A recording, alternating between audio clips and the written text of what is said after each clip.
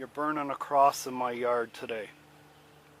You've got me inside of the bell-shaped curve, almost right in the middle of it, as far as my probabilities of having golf balls in my yard today. You've got that tee box all the way back. You got it all the way to the right.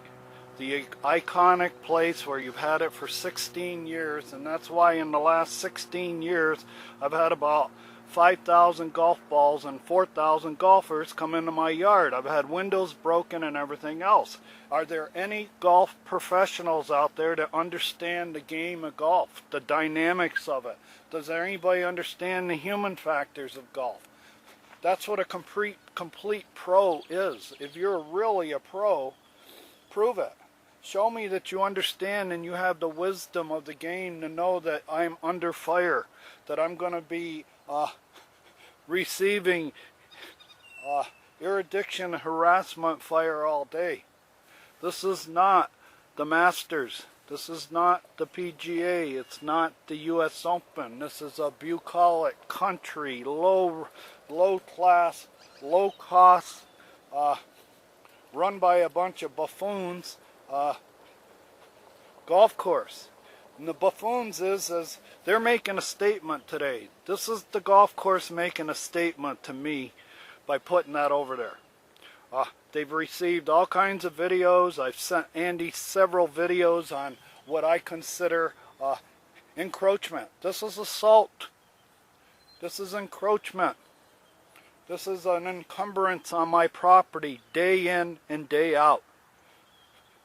Nobody can come out here and sit in the yard without having to worry about getting hit by a golf ball. And the reason I worry about it is I've seen so many misstruck golf balls off this tee go into my yard and other people's yard. It's a daily occurrence because of the human factors when you set up this golf course. First of all, I shouldn't be downrange and in range of any tee boxes. That is, instead of being the exception on the front nine, that's the rule. All the houses on the front nine are downrange and in range of almost every tee box, with the exception of number 3. Maybe number 3, but number 4, number 5, number 6, number 7, number 8, and number 9 are all reachable from the tee because they're all in range and down range. Every house on those holes I just mentioned are in range all day. They're getting hit with golf balls all day. You're suffering from this stuff. My golf course is longer than your golf course. It was a systemic problem that happened about 20 years ago when they were building golf courses. There was a big boom in building golf courses out here in the valley about 20-25 years ago, up to about 17 years ago. All right, and the mantra is long is good. Long is good. We're having a contest. Everybody looks at the scorecard. If they see a short course, they don't play it. Everybody wants to play long grip and rip golf.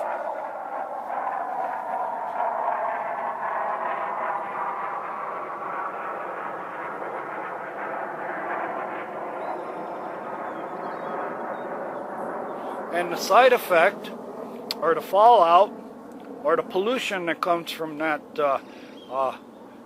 philosophy of long is good. You see, this hole right here started out with the longest shot being about 155 yards. The day I bought the property, the longest shot in this hole was 155 yards. Okay? It was at the base of that plateau. Right there in the shadow, where that shadow is, that was the long shot for a long time. And then after they sold everything out, they decided, well, we have to make the hole longer. We want to add to the scorecard a longer hole. We're going to add as much. Now that we've sold out the course and all the houses are sold, now we're going to start making the course longer. And that's what they did.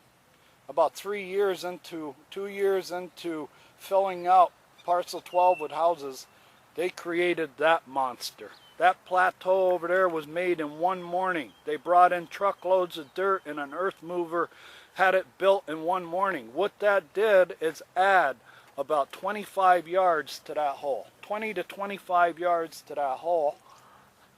And now, that's why you have to have white stakes, like right here on my property line. Because you've made that hole, you've stretched it so long that you know that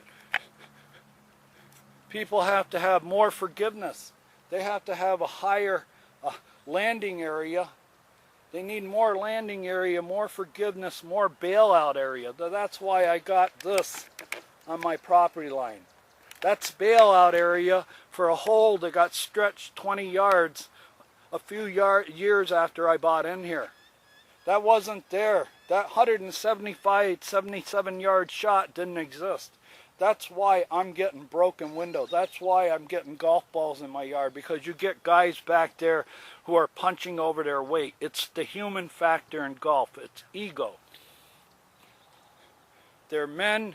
We're going to play the men's tees. That's it. Whether we've ever touched a golf club, whether this is such a simple game, I see him playing it on TV. I can play it just the way Tiger Woods plays it. So I'm going to play the men's tees way back. You don't know how many times I've seen somebody tee up from here and put a ball in my yard or hit my house. Over and over and over, at least once a day. Once a day, I have to put up with this. The nature of golf is young men with a lot of testosterone have a lot of ego. They have a lot of ego. They don't come out here and try, they're not out here to shoot par. If they were here to shoot par and they were trying to shoot par with their game, they'd be all playing the executive tees. Because that's the only way they could even get near shooting par. But you've taken amateurs, novice, beginners, go back to that tee. What do you think they shoot on every hole? 7, 8, 9, 10 that they take on every hole? And the thing of it is, these are all long ball experts. When you get them down around the green, they have no clue how to get the ball in the hole. They don't know how to score. They don't know how to hit just get a hit over second base and score the runner on third. They don't know how to do that. They're all swinging for the fence. The manager says, go up and just get one in play and score the guy from third. We've won the game. And you get a hitter up there and he's swinging for the fence every swing. He's not trying to make contact. He's trying to hit a home run. That's what I see day in, day out here. Okay, I'm sitting just below the camera in my Adirondack chair on the corner of my lot. I'm about 50 yards away, maybe 45 yards away from those tees. They're all the way over to the cartway path and all the way back. The golf course is burning across in my yard today, okay? They just shackled me with risk. The risk and the probabilities. What are probabilities? What are risks? Well, there's an algorithm. That's a favorite term right now, algorithm. Every tee ball that's teed from that location today is going to have an algorithm associated with that tee ball. That algorithm is the experience of the guy that teed it up. Did he nonchalantly, like thousands and thousands of times in the past, reach down and put the tee in the ground and mount the ball on it? Or did he spend 10 minutes basically on his hands and knees trying to tee up the ball because it's the first time he's ever done it? And when you see him take a practice swing and he doesn't move his shoulders or anything, he faces the ball and stays face, and it's all a hands and arms swing, I'm in trouble. I've seen it over and over and over, and I have camera, I have videos of all these bad swings. And for you to put that tee box right next to me, right next to my properties, day in and day out, just shows you what you think of me. That my house, my people, my family, my property is expendable. I should have to be subordinate or subjugated to this risk every day. For the sake of your cash register, I should have to put up with this kind of risk every day, and I do. I have broken windows, broken solar panels. Eventually somebody's going to get hit by a golf ball if they haven't already. But this is what, and this isn't the first video. Andy has received several videos from me.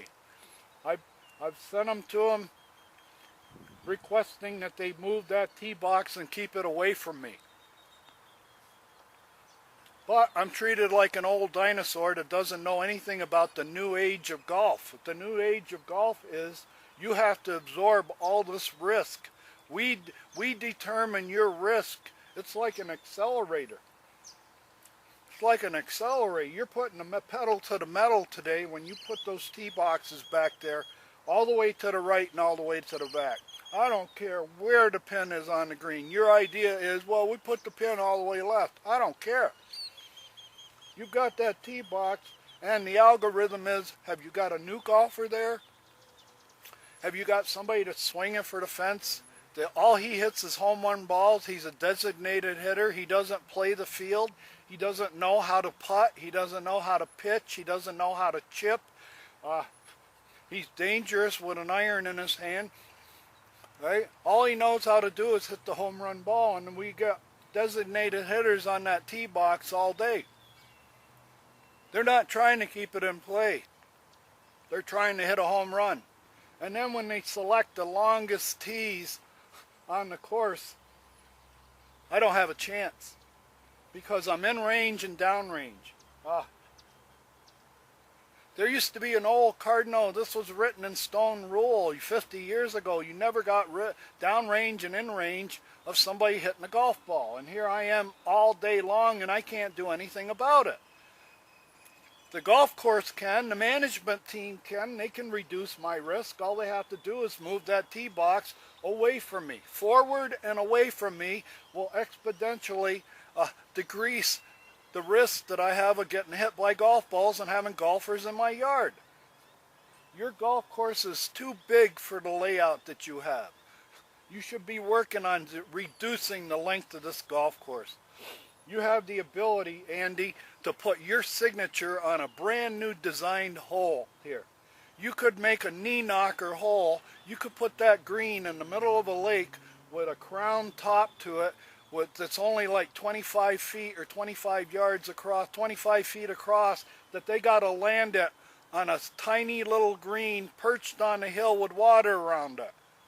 The 100-yard knee knocker. From the time they get in the cart on the first hole, they're going to be worrying about losing a ball on the 6th hole, trying to hit that little green that Andy designed years ago. All right? We don't need a 177-yard hole. You could make this the longest shot, 145, and be the scariest hole on the planet with character. Teach these people how to play golf, and you would take me out of range, and you would get some goodwill. Now, if you took that approach to every hole, just went in and found out, look at the history, look at where everybody, whose houses are getting hit all the time. I guarantee you, right along the 7th hole, every one of those houses on the 7th hole from the ladies' tee box down get hit all the time. Just like these houses up here, when you put that tee box there, I'm going to be hit all day long by golf balls. All day long. Because you got people back there that don't know what they're doing. Be a professional, Andy. Be a professional. And I told you over and over again, you're in the heart of the landing area for mishit shots, mishit second shots from the 5th tee. You put those tee boxes there all day, you're going to have golf carts and personnel waiting around that corner all day long to hit. If it gets backed up to where you've got 3 groups waiting, they're all in that little area around the tee box. Guess what? If you get a moron from the 5th fairway that overcooks a 3-wood or another shot, and it lands in you're in range.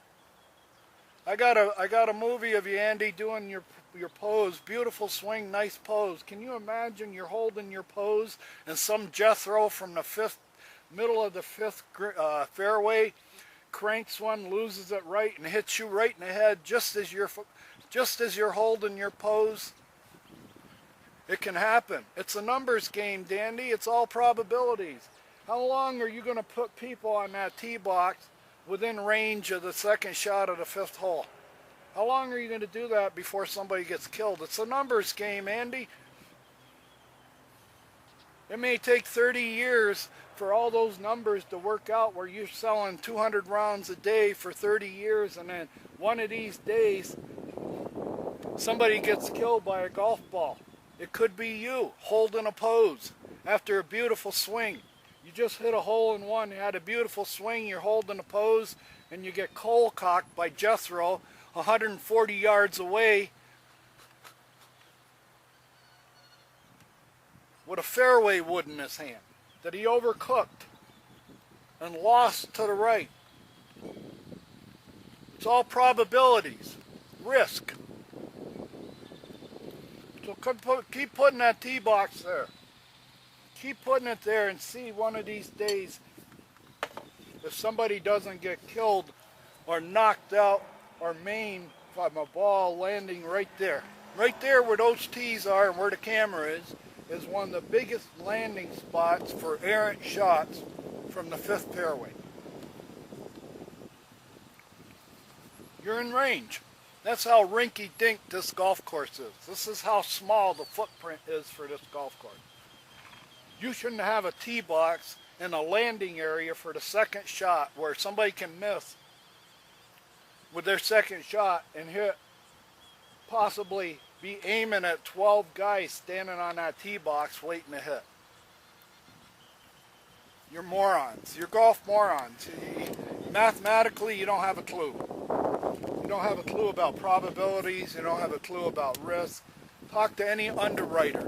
Talk to any underwriter, insurance underwriter. Ask him if he'd let you put a restaurant, an outdoor restaurant here.